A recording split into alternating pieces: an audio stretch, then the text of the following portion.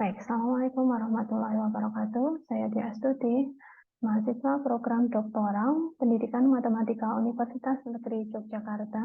Pada kesempatan ini saya akan menyampaikan rangkuman dari artikel tugas akhir saya pada mata kuliah Psikologi Desain dan Teknologi Instruksional Matematika dengan judul Multimedia Learning ditinjau dari Self-Regulated Learning.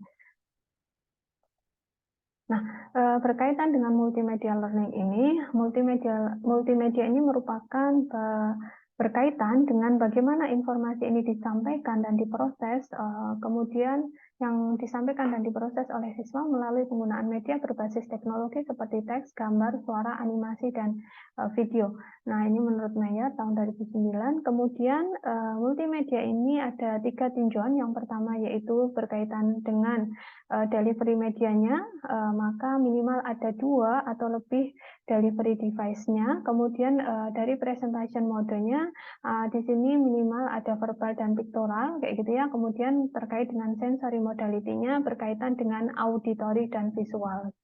Kemudian yang berikutnya, prinsip pengembangan multimedia ada beberapa. Yang pertama yaitu coherent, ada keterkaitan, kemudian ada signaling atau penanda dari apa yang disampaikan, kemudian ada redundancy atau pengulangan, kemudian ada spatial contiguity, ini berkaitan dengan tata letak, kemudian ada temporal contiguity atau keterurutan, kemudian ada segmentation atau pembagian, kemudian ada pre-training, ada modality visual atau auditory, kemudian ada multimedia prinsip, kemudian ada personalization dan voice, serta yang terakhir yaitu image.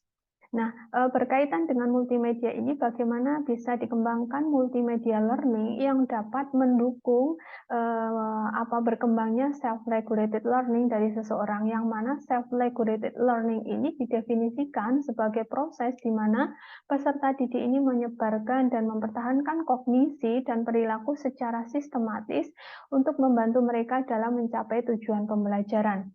Nah, self-regulated learning ini prosesnya dibagi menjadi 3 fase. Yang pertama yaitu Verdorf, yang mana ini meliputi goal setting atau tujuan, kemudian ada strategic planning, kemudian ada self-efficacy, ada learning goal orientation atau orientasi tujuan pembelajaran, kemudian ada motivasi intrinsik.